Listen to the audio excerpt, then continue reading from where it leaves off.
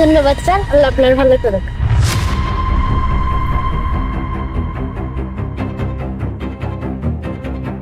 আলিফ, চাচাকে একটু বেশি দিবা। ঠিক আছে।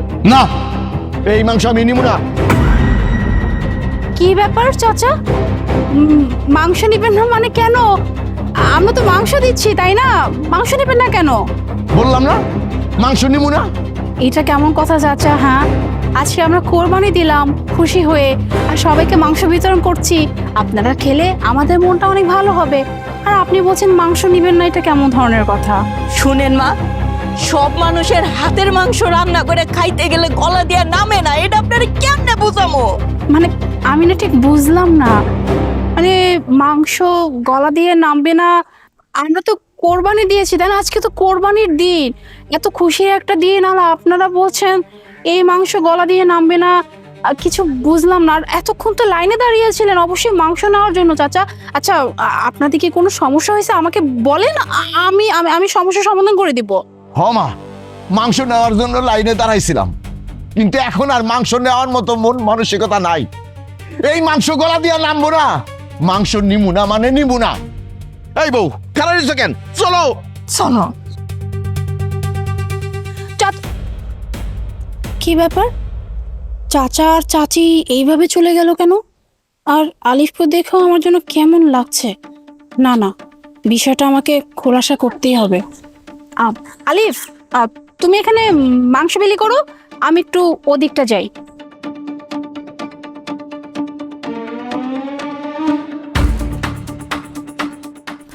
চাচা,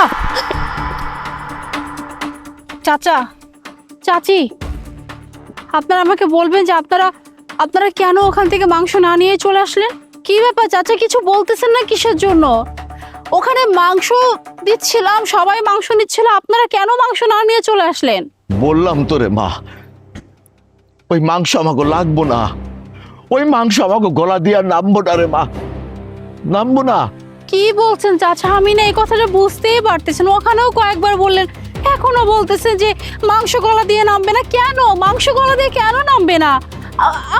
আমরা তো খুশি মনে কোরবানি দিচ্ছি, আর আপনাদের মাংস দেওয়ার জন্যই তো আমরা ওখানে দাঁড়িয়েছিলাম, তাই না? আর আপনারা তো সুন্দর মতো দাঁড়িয়েছিলেন, তাহলে কি এমন হলো যার জন্য মাংস না নিয়ে আপনারা চলে আসলেন? দেখো মা, তুমি এত কথা জানতে চাইও না রে মা। তোমার ওই জায়গায় অনেক কাজ আছে, তুমি যাও, তোমার কাজ তুমি করো, যাও যাও। মাগো, তোমারে কতবার করে কমো, ওই মাংস আমাকে গলা দিয়ে নামবো না। আর কি জানতে চাও তুমি? তোমারে না কইলাম তুমি ওখানে চলে যাও, ওইখানে তোমার অনেক কাম আছে। ওদা কেন আমাকে পুরাপুরির পিছনে লাগছো? আমরা তোমারে কোনো কিছু কইতে পারবো না, তুমি যাও এখান থেকে। না চাচা, আমি যেহেতু এখানে আসছি এটা আমাকে জানতেই হবে। আপনারা কেন মাংস না নিয়ে ওখান থেকে চলে আসলেন? শুরুতে তো দেখছিলাম আপনারা বেশ ভালোই ছিলেন, যেই আমার হাজবেন্ডের সামনে আসলেন অমনি আপনি বলেন মাংস নিবেন না। আবার আমার হাজবেন্ডকেও দেখে কেমন যেন একটা মনে হলো। সত্যি করে বলুন তো, কি এমন হয়েছে যার জন্য মাংস নিবেন না? হাজবেন্ড? কি বললো তুমি? চাচা, যে ওখানে মাংস বিলি করছিল আমার পাশে দাঁড়ানো পাঞ্জাবি পরা, সে আমার হাজবেন্ড, আমি তার ওয়াইফ। ও আচ্ছা আচ্ছা আচ্ছা, ও তোমার হাজবেন্ড মানে তোমার স্বামী? ও আচ্ছা আচ্ছা আচ্ছা। দেখো মা, তোমারে অনুরোধ করি, তোমার ওখানে কাজ আছে, তুমি তোমার জামাইয়ের কাছে যাও, মাংস বিলাও, এই বুড়া বুড়িরে সাইডে দাও, আল্লাহর রাস্তে আমাকে সাইডে দাও, আমরা যাই। না, আমি যেহেতু এখানে আসছি, আমি সত্যিটা না জেনে কোনোভাবেই যাব না। এখন তো আমার কাছে আরো কেন জানি মনে হচ্ছে কিছু না কিছু ঘাপলা অবশ্যই আছে, কারণ আপনাদের দুজনকে দেখে আমার মনে হচ্ছে আপনারা কিছু একটা লুকাচ্ছেন। ইভেন আমার হাজবেন্ডকে দেখেও মনে হচ্ছে খুব একটা অন্যরকম। সত্যি করে বলবেন, কেন কেন আপনারা ওখান থেকে মাংস না নিয়ে চলে আসছেন? কি জানতে চাও তুমি আমাকে কাছে? আমাকে মুখে কি শুনতে চাও তুমি? আমরা যা কমো তুমি শুনতে পারবা না। তুমি জানে স্বামী কইতেছো, ওই অমানুষটারে 10 মাস 10 দিন এই পেটে রাখছি, কত দুঃখ কষ্ট কইরা ওরে বড় করছি। ওই অমানুষটা আমাগো সন্তান, এইটাই জানতে চাও তুমি যে অমানুষটার অসুখ হইলে নিজের খাওয়া গোসল সব ফেলাইতে ওর শীতে বয়া থাকতাম, ওরে বুকে নিয়ে বয়া থাকতাম, ওরে কোনো সময় কষ্ট পাইতে দেই নাই। খায়ে না খায়ে সারাক্ষণ ওরে আদর করতাম, সেবা করতাম। জানো ওই অমানুষটা আজকা মারে ভুইলা গেছে, বাপটারে ভুইলা গেছে, আমাকে চিনে না। কেমনে চিনবো? এই তো এখন অনেক বড় লোক, কোটিপতির মাইয়ারে বিয়ে করছে, কোটি কোটি টাকা কামাই করে। অনকে বুড়া বাপ মার কথা আর মনে আছে? আমরা তো তার বাপ মা না, তার মানুষ, বস্তিতে থাকি। আমরা কোনো কোটিপতির বাপ মা হইতে পারি না। তুমি শুনছো না আমরা কেডা? শোনা হইছে তো? তুমি যাও, দয়া করে আমাকে ছাইরা দাও। আমাকে কপাল নিয়া দুই চোখ যেই দেখে যাই আমরা চলে যাবো। ভুল কইরা তোমার এসে দাঁড়াইছিলাম এক টুকরা গোস্তের জন্যে। হরে মা, হ যা শুনছেন সবই সত্যি। আপনার ওই স্বামী আর কেউ না, আমাগো পোলা, আমাগো কলিজার ধর। ওই পোলারে অনেক কষ্ট করে মানুষ করছিলাম রে মা। আমার ভিটা, বাড়ি, সয় সম্পত্তি যা ছিল সব বিক্রি করে ওই পোলারে শহরে পাঠাইছিলাম। কিন্তু ওই পোলা শহরে আইসা লেখাপড়া কইরা বড় চাকরি নিল। তারপর আর আমাকে কোনো খবর নিল না। এই বুড়া বুড়ি খাইয়া আছি না, না খাইয়া আছি না মরে গেছি, কোনো খোঁজ খবর নেয় নাই মা।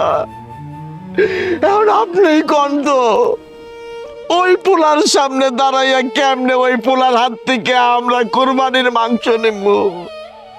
ওই কোরবানির মাংস তো আমার কাছে বিষ রে মা। এর লেগে আমরা দুইজন ওইখান থেকে চলে আইছি রে মা, চলে আইছি। কি বললেন আপনারা দুজন? আমার হাজবেন্ড মানে আলিফের মা আর বাবা? কিন্তু আলিফ তো আমাকে বলছে ও এতিম, ওর এই দুনিয়াতে কেউ নাই। আপনারা বলছেন আপনারা মা বাবা, আপনাদের সন্তানও? কি কইলা মা? তুমি কি কইলা? ও তোমার কাছে কইছে ওর মা বাপ দুনিয়াতে পয়সা নাই?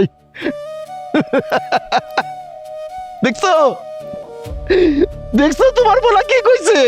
তোমার পোলা কইছে তার মা বাপ নাই, মরে গেছে। তার মানে তোমার পোলা আমাকে মাইরা ফেলাইছে।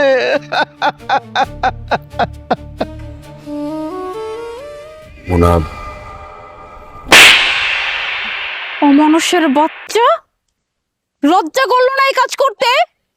তুই না বলছিলি তুই এতিম, তোর এই দুনিয়াতে কেউ নাই? এরা কারা? হ্যাঁ, এরা কারা? তোর জন্মদাত্রী মার জন্মদাতা পিতা তোর সামনে দাঁড়ায় আছে, আর তুই আমাকে বলছিলি তোর এই দুনিয়াতে কেউ নাই। আর আমি তো এতদিন এটাই জানতাম যে আমার হাজবেন্ডের দুনিয়াতে আপন বলতে আর কেউ নাই, অথচ তার মা বাবা থাকা সত্ত্বেও তাকে মৃত বলছিস। হ্যাঁ, আমি যখন ওখানে দাঁড়িয়েছিলাম না, তখনই আমার কাছে ঘাপলা মনে হচ্ছিল। কেন জানিস? তোর চেহারাটা দেখে। কারণ যখনই এরা তোর সামনে আসছিল না, তোর চেহারা ছিল না।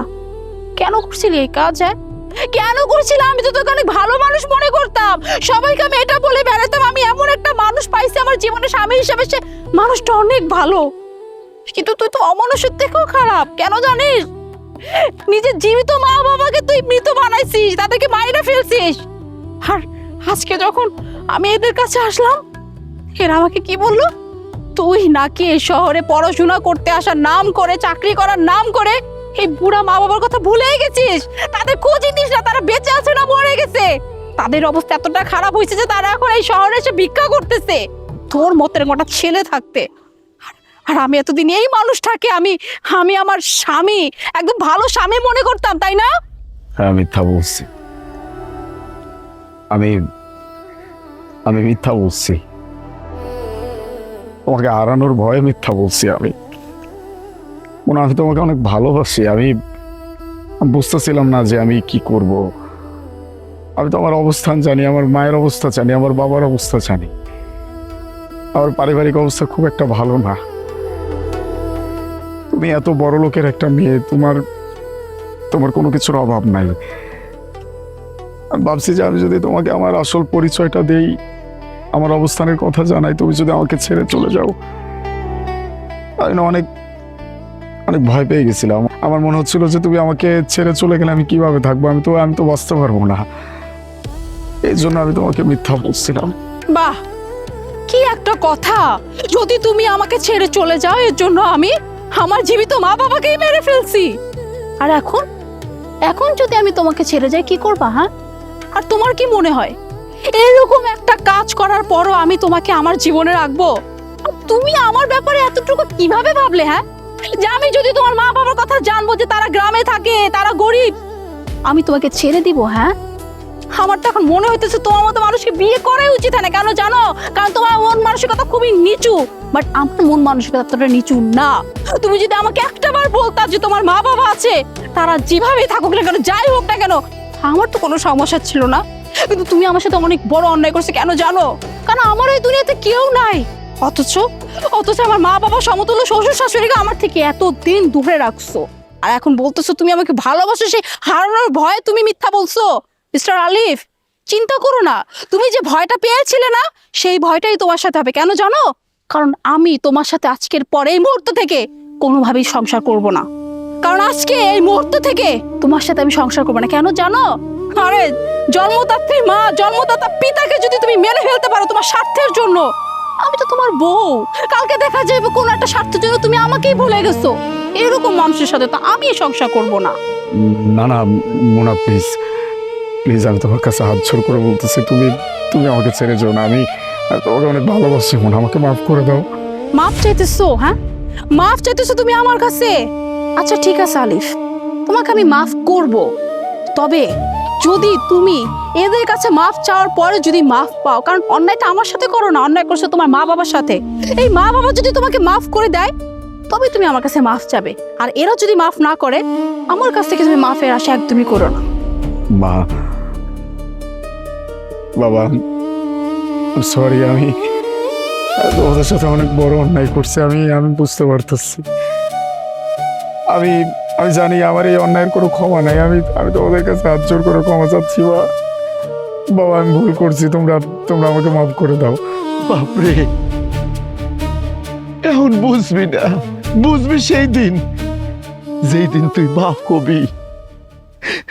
সেই দিন বুঝবি যে সন্তানের জন্য কতটা কষ্ট লাগে এই বুকটার মধ্যে। তোর মা তোর জন্য কাঁদতে কাঁদতে চোখে ঘাও বানায় ফেলাইছে। তোর জন্য কত পথ চাইছিলাম রে বাজার, কিন্তু তুই কোনো খোঁজ নাস নাই। একটা কথা মনে রাখিস বাজান, সন্তানের বটবৃক্ষ হইল তার মা, তার বাবা। যতদিন মা বাবা পয়সা আছে, ততদিন সন্তানের মাথার উপরে ছায়া আছে।